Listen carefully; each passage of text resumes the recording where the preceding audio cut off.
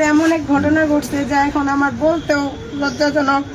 কিভাবে বলবো আমি নিজের ভাষায় বুঝতে পারতেছি না। আমার প্রতিষ্ঠানে আমার আসতেও এখন লজ্জাজনক। কোনো শিক্ষক যদি কোনো ছাত্রের হাত থেকে এভাবে নির্যাতিত হয়, অত্যাচার শিকার হয়, মার ঘুষি চর থাপ্পড় এসব খায়, তাহলে ওই শিক্ষকের মনে করেন সমাজে মুখ দেখানোর মতো ক্ষমতা থাকে না।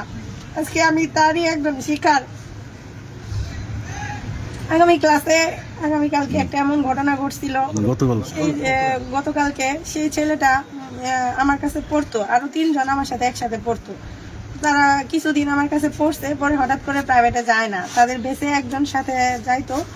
সে হঠাৎ করে বৃষ্টির দিন একদিন আমার কাছে গেছে, যে বলতেছে ম্যাডাম প্রাইভেট পড়বো, আসছি আমি। পরে আমি বললাম যে আর বাকি 2 জন আছে, ওই বাকি 2 জন কোথায়, ওই 2 জনকে নিয়ে আসো।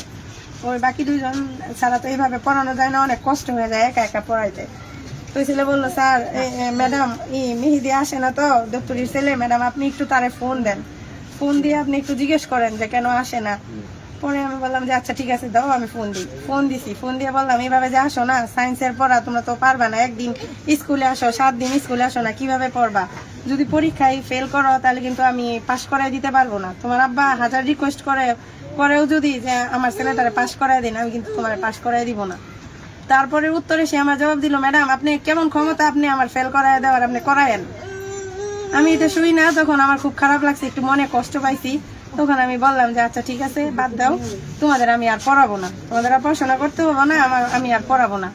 এই বিষয়টা নিয়ে আমি আর স্কুলের হেড স্যারও বলি নাই, কোনো টিচারদের কারো সাথে শেয়ার করি নাই, যে থাক বাচ্চা মানুষ বলছেই তো ওদের আমি পড়াবো না, ওরা যদি ভালোভাবে পড়াশোনা না করে তাহলে আমার করার কিছু নাই, থাক।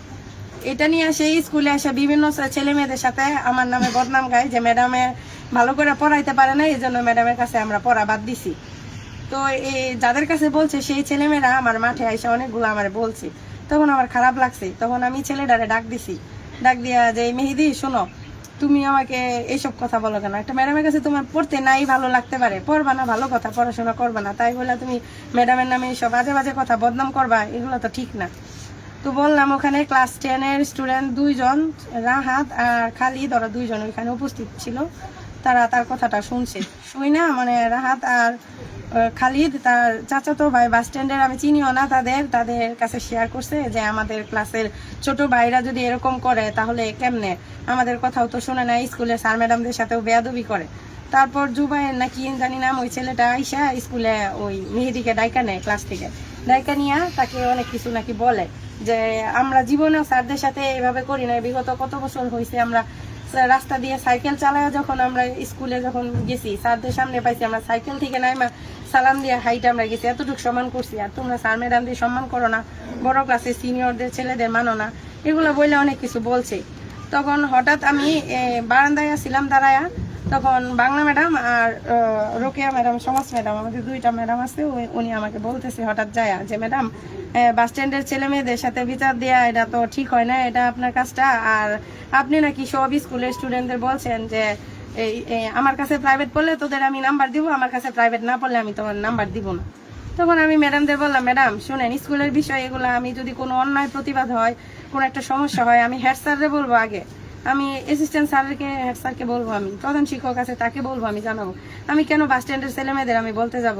আর আপনার কি মনে হয় একটা টিচার কোনোদিন শিক্ষক স্টুডেন্টদের বলবে যে আমি করব না, আমি তোরা যদি আমার কাছে প্রাইভেট পড়োস তাহলে আমি তোদের প্রাইভেট পড়াবো, আর পাশ করাবো পরীক্ষায়, আর প্রাইভেট না পড়লে আমি ফেল করবো? আপনাদের কি মনে হয় এরকম? কয় আপনার বিরুদ্ধে সবাই বলতেছে, ওই এক ম্যাডামে বললো, বাংলা ম্যাডামে বললো যে আপনার বিরুদ্ধে সবাই বলতেছে ক্লাসের। আমি বলছি কোন ছেলে মেয়েরা বলে, যান আমি যাই, সবার সাথেই আমি কথা বলি, আপনাদের আমি দেখাই, জিজ্ঞেস করি সবার সামনে। তো এখানে আমাদের এই ক্লাসে 9ম শ্রেণীতে আমাদের সিনিয়র শিক্ষক আনিচ্ছার ধর্ম ক্লাস নিচ্ছিল তখন। তো আমার সাথে রোকেয়া ম্যাডাম আর পারভিন ম্যাডাম আসছিল। আসার পরে তো ক্লাসে আসার পরে আমি 9ম শ্রেণীর সব শিক্ষার্থীদের ওই ম্যাডামদের স্যারদের সামনে জিজ্ঞেস করছি যে তোমাদের কি আমি কখনো বলছি যে আমার কাছে প্রাইভেট পড়লে তোমাদের আমি পাশ করাবো পরীক্ষার, প্রাইভেট না পড়লে পাশ করাবো না? 9ম শ্রেণীর ছাত্রছাত্রীরা বলে না ম্যাডাম, কেউ একটা ছেলে মেয়েও বলতে পারে না যে না ম্যাডাম আপনি তো আমাদের সাথে এরকম ভাবে কোনোদিন কথা বলেন, এগুলো বলেনি নাই।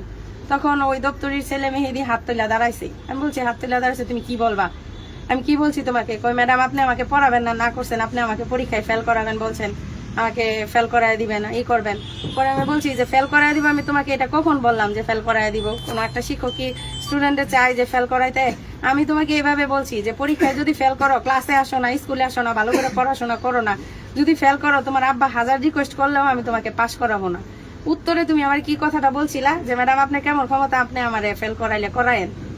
তাহলে এইসব কথা বলো। আমার সে চোখ রাগায় ধইরা মানে এমন ভাবে অবস্থা, তুই এর মতো উচ্চারণ করে আমার সাথে চোখ রাগান্বিত করে আমার এমন একটা বাজে গালি দেওয়া শুরু করছে। তখন এটা দেখা আমি মনে করেন কাছে যাই, আমি তার গালে একটা চর দিছি। চর দেওয়ার পরেই সে কি করলো, উল্টা আমার গায়ে চর, আর স্যারদের সামনে, এতগুলো স্টুডেন্টদের সামনে মনে করেন আমার হাতে 4-5টা ঘুষি।